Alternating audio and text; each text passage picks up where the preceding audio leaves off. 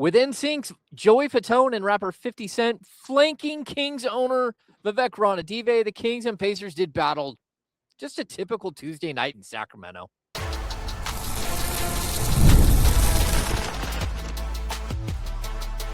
You are Locked On Kings, your daily Sacramento Kings podcast, part of the Locked On Podcast Network, your team every day. Welcome in. I am James Hammer, Kings Insider for ESPN 1320, the Kings Beat, and host of Locked On Kings, credentialed media member here in Sacramento, covering the Kings for the last 16 seasons. Also a Pro Basketball Writers Association member. We've got a crazy, wild Kings game to talk about tonight. All kinds of weirdness, both in the stands and on the court. Of course, Locked On Kings is part of the Locked On Podcast Network, now the #1 sports podcast network. Thanks for making us your first listen of the day. If you don't mind, thumbs up, subscribe to the channel, set a notification so you get a ding every time we go live, all of that good stuff. We got a bunch to talk about tonight. We're going to finish with 6 quick thoughts, which is what we do on each and every game night here in Sacramento. We're going to talk about tanking. The tanking talk has got to be front and center because it's 2 win teams battling it out tonight in Sacramento with the Kings and Pacers, both struggling to finish off the season. But before we do that, we're going to get to Devin Carter. And so Devin Carter happened. I don't know what's going on here, but look, this is one of those really interesting storylines that it's probably going to be lost in the sea of a very, very long and sort of disastrous season in Sacramento. But, the Kings pick up a 114-109 win over the Pacers. They were down by 20 for a huge part of this game. They didn't look like they were engaged at all. All I could talk about was the shooting percentage, 33% in the first quarter. They couldn't get anything going, even at half. They're shooting 34.7%, and it's just a disaster. They can't do anything right on the court. Again, Joey Fatone from NSYNC comes out and sings at halftime, which is typical for the Kings to do weird things like that, but not usually on a Tuesday night. Just kind of odd. And again, 50 Cent sitting right there in front row next to Vivek. Just an oddball night. Kings look like they're not going to wake up, like they're going to lose another game. Malik Monk gets hurt in the first half. He's not going to play. He's not going to finish. And then, again, Doug Christie searching for something, some sort of energy, some sort of anything, especially with Malik Monk out. And he turns to Devin Carter. And look, Devin Carter didn't play in the first half. Devin Carter, to be honest with you, he's kind of lost his rotation spot if he had one. But here at the tail end of the season, he's lost his rotation spot to Killian Hayes, who's on his second 10-day contract. Killian Hayes played the first 6-minute stint in the first half and actually ends up playing a full 23 minutes while the Kings, go young and stay young. But Devin Carter comes in, plays the last 4 minutes of the third quarter, and he plays all right. He scores 2 points. He's doing okay. Nothing special. You get to the fourth quarter, and he just invigorated the team. It was absolutely incredible to watch. Devin Carter goes for a career-high 24 points, 22 points in the fourth quarter. He was just absolutely incredible, and it wasn't just the scoring.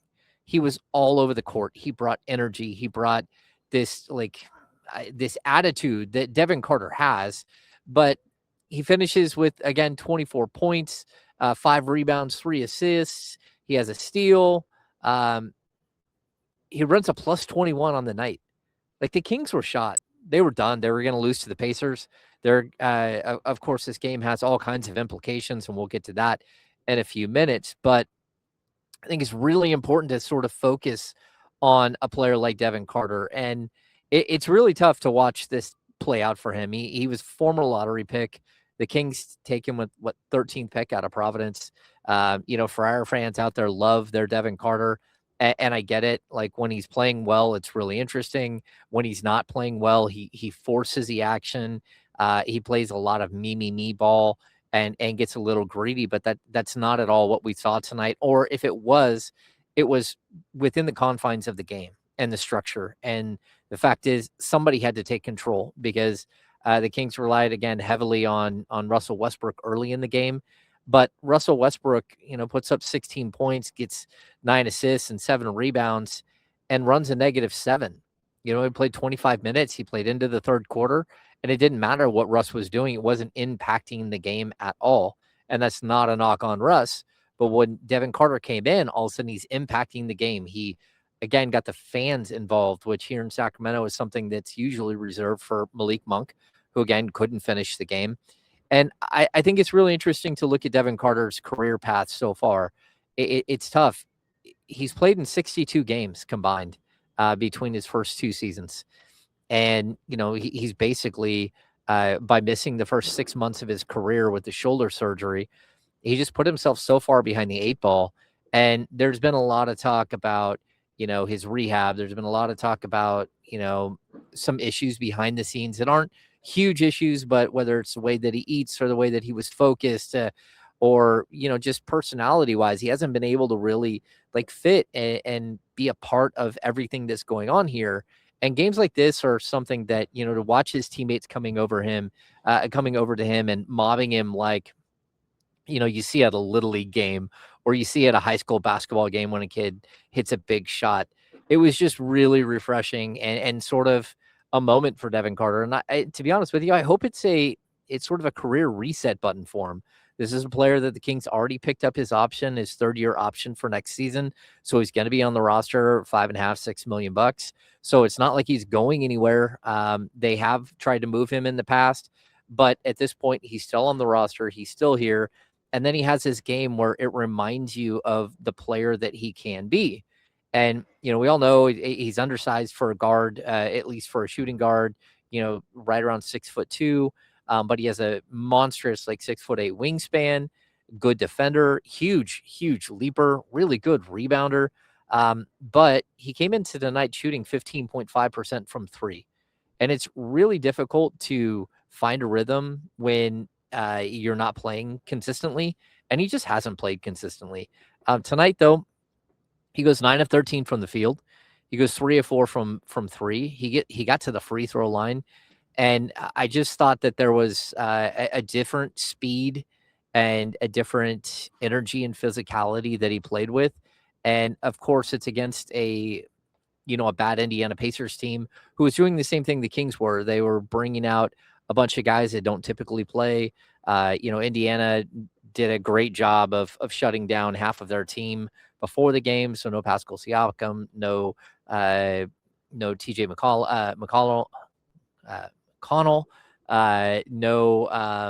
They're missing one other big player outside of the fact that Tyrese Halliburton is out. Oh, no, Andrew Nesmith. So this was a true, shorthanded team, but intentionally shorthanded. But that doesn't matter because I can look up and down the Kings roster. Nobody else on this Kings team tonight had the impact that Devin Carter did. And so it stands out. And he had a podium game. Thought he was really humble on podium at the podium. He's trying to figure out how he fits. He's glad he had a good night. It was really interesting at the end of the game. They actually had 50 Cent and Joy Fatone come over and light the beam with the young players. Really a surreal moment for Devin Carter to see Fitty out there, literally with the microphone asking for Devin Carter to come over and light the beam with him. He was doing an interview, probably radio or TV in post game. But really, really good moment for Devin Carter. And realistically, this is a guy that the Kings have kind of left for dead and in the NBA world. And for that matter, so is the league sort of, if you can't be moved at the trade deadline or during the offseason, and it's not a great look. It's not a great scene for him. But tonight, kind of earned his chops. So good for Devin Carter. We're going to talk about what this win means for the Sacramento Kings and sort of this idea of tanking, because I think there is so much talk about tanking outside of the league and outside of the locker room. But when these guys are out on the court, no one is trying to lose a game, and it kind of brings this weird dynamic to the conversation. So we'll step aside when we come back. We'll talk about tanking and what that means. Workplace chaos, deadline stacking up, inbox overflowing, and the one position you have to fill still sitting open. When the pressure's on and you need to find the right hire, this is a job for sponsored jobs. Indeed, sponsored jobs helps you reach the people who actually fit what you're looking for: skills, experience, location. So you're not just hoping the right candidate stumbles across your post. And here's a stat that says it all. In the minute I've been talking to you, companies like yours made 27 hires on Indeed, according to Indeed data worldwide. Spend less time searching and more time actually interviewing candidates who check all your boxes. Less stress, less time, more results. When you need the right person to cut through the chaos, this is a job for Indeed sponsored jobs. And listeners to this show will get a $75 sponsored job credit to help get you your job the premium status it deserves at Indeed.com/podcast. Just go to Indeed.com/podcast right now and support our show by saying you heard about Indeed on this podcast. Indeed.com/podcast. Terms and conditions apply. Need to hire? This is a job for Indeed sponsored jobs. Today's show is also brought to you by 5 Hour Energy. Welcome to the 5 Hour Energy Flavor Draft with 18 different flavors to choose from, including new options like Confetti Craze, Fruity Rainbow, or Cotton Candy. There's something for everyone. The board is set, the flavors are ready, and I've got my number one pick for the 5 Hour Energy Flavor Draft. Of course, my pick is always cherry. It's just classic. But look, there's all kinds of flavors coming in into the new world of 5 Hour Energy. You can check out the Confetti Craze, the Rainbow, the Fruity Rainbow, or Cotton Candy if possible. They have so many different flavors. I say, hey, try them all. The cool thing about 5 Hour Energy is they give you a boost with zero sugar, and they have a ton of upcoming flavor innovations planned. For me, again, I'm sticking with cherry, but find your new flavor at 5 Hour Energy Shots. Available online at 5hourenergy.com or Amazon. Thank you for making Locked On Kings your first listen of the day, and thank you for making Locked On the number one sports podcast network. If you haven't already, go check out our new Everydayer Club. You get access to an ad-free audio feed for Locked On Kings, compatible with Apple Podcasts, Spotify, and every other major podcast app. And you get an invite to the members-only Locked On Everydayer Club Discord server, which includes a group chat just for listeners to the show. Down below in the description, you'll find a link to the Everydayer Club, or go to lockedonkings.supercast.com. All right, let's dive into this win in particular. This win is very problematic for the Sacramento Kings. Again, the Kings improved to 16-50. That means there's 66 games into the season, which means there's only 16 games remaining. And over the last 2 weeks, the Kings, just a couple of weeks ago, were at 12 wins, but they picked up 2 wins on the road. Now all of a sudden they've got back-to-back wins here. Tonight's win, and then the win against the Bulls on Sunday. And all of a sudden they went from by far the worst team in the NBA to they just surpassed Indiana Pacers for the who now have the worst record in the NBA at 15-49. This isn't a good thing for the Kings. I can't say that enough. But at the same time, the goal of the NBA, the goal of playing in the NBA and being a basketball player and being part of this process is to actually try to win games. And I know for a lot of fans out there, they look at this season and they say, hey, look, it's already lost. You can't win games. You can't do it. And I agree to a certain extent. But, look, the Kings already have Domantas Sabonis, Keegan Murray, DeAndre Hunter, Zach LaVine, Dylan Cardwell all out of action.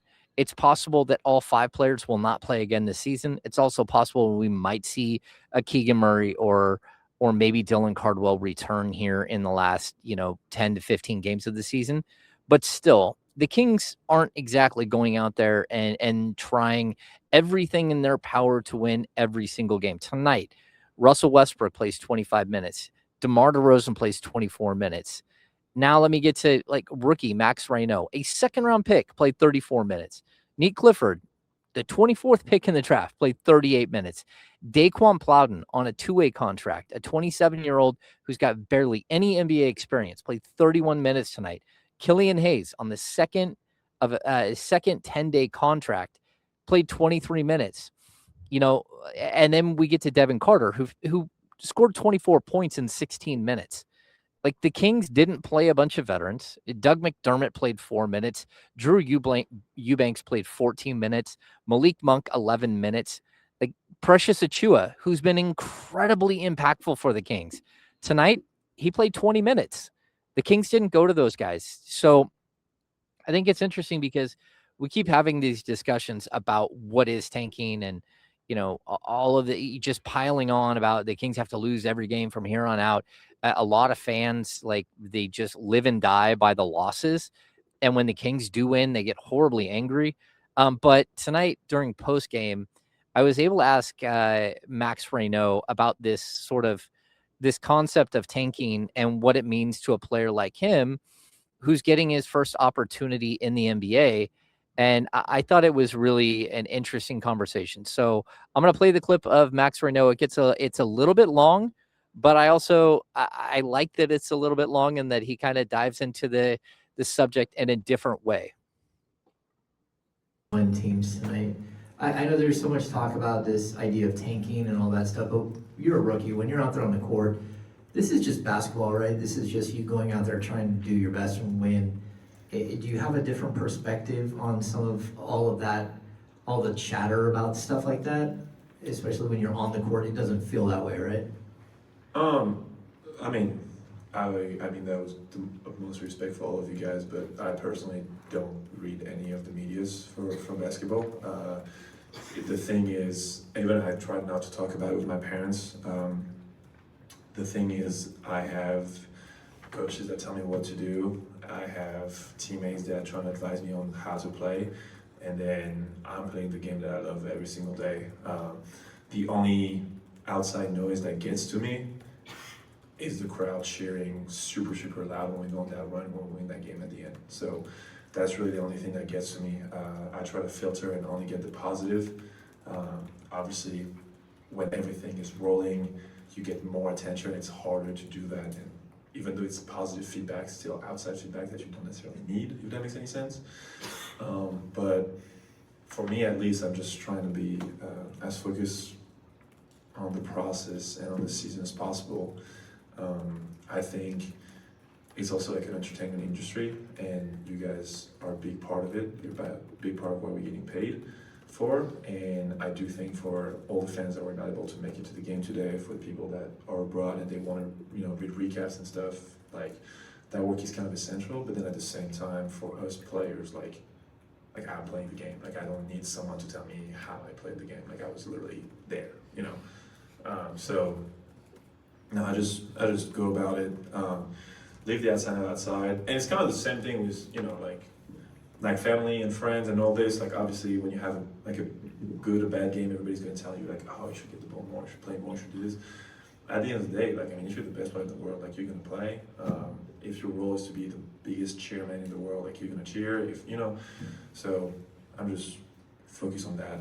That was way too long an answer, but you guys gonna have some work tonight about it. Yeah, look, it was a long answer, but it's also an honest answer. He's a basketball player. He's hearing it from his coaches. He's hearing it from his teammates about how to be a better basketball player, about the things he's doing right and the things he's doing wrong. What he doesn't need is to hear the outside noise. And I love that he's shutting down family members and friends who are coming in. Oh my gosh, you're playing so well. You need to play more. Oh, that needs to be your starting job, or all of these things that happen. And look, I've been around the league a long time. There are players that get absolutely destroyed by family members pushing the wrong buttons, or family members and friends being so much part of what they're doing that it becomes a distraction. And in a season like this, the focus for a player like Max Reynaud, who again fell to the 42nd pick in the draft, it has to be for him. It's got to be 100% focused on what's happening on the court and getting better each and every game. And what he can't do is worry about this idea of tanking and who they're playing, and the fact that, the Indiana Pacers have 15 wins and they have 15 wins. And all of a sudden the Kings might not get as good a draft pick. That can't be part of the mental focus of a player.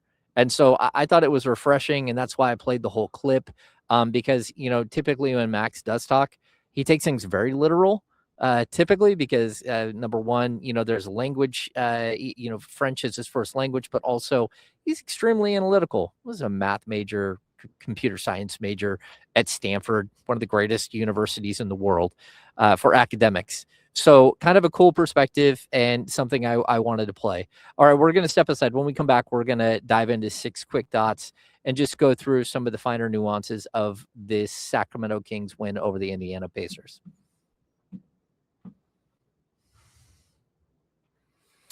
All right, there's nothing like being at an NBA arena, the crowd, the energy, the moment. Getting tickets, though, that part hasn't always been so simple. That's why Gametime has become the go-to app for scoring tickets fast without the hassle. It puts the advantage back where it belongs with the fans. Pull up the Gametime app, pick an upcoming NBA game, and you can have tickets locked in within minutes. I love seeing the all-in pricing, no hidden fees. I love being able to click and view the view from my seat before I purchase tickets. And look, everything feels quick, intuitive, and stress-free from start to finish.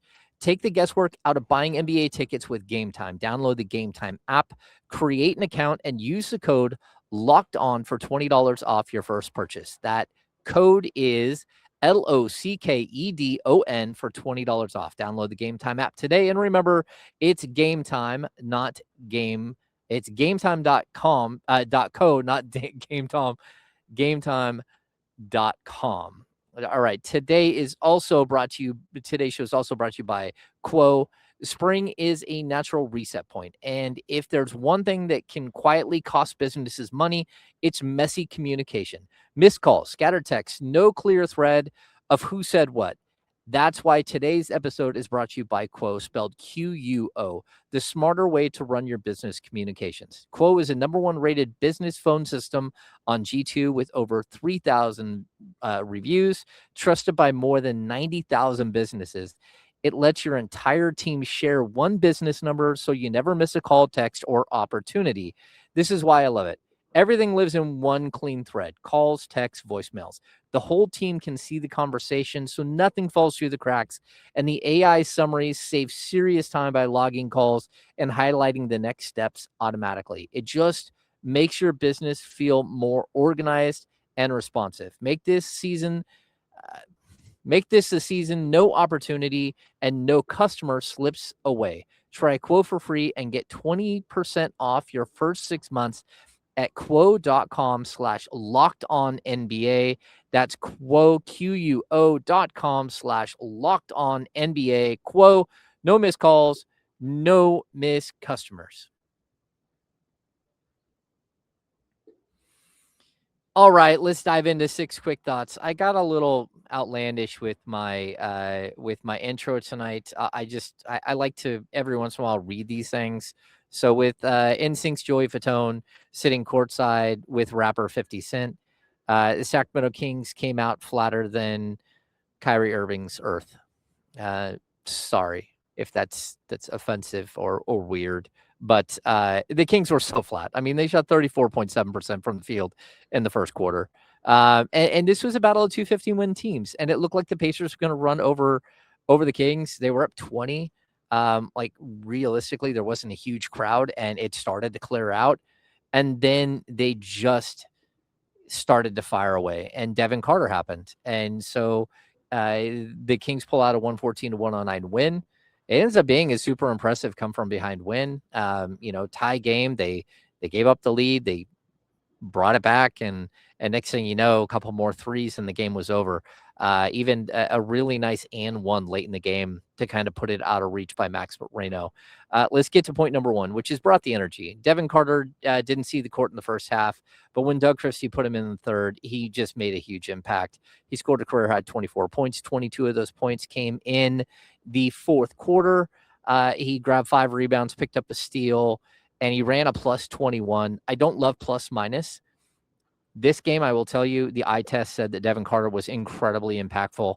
And again, in the final 16 minutes of the game, He ran a plus 21. He helped this team completely climb back in the game. And dare I say, he actually won the game for the Kings.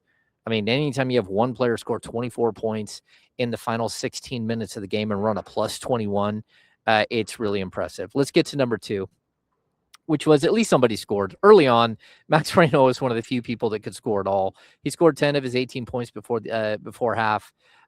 He added 11 rebounds for his 15th double-double of the season. And the other thing he did is he blocked 2 shots. This is something he's working on. He blocked 2 shots in this game. He talked about blocking 3 shots in the last game.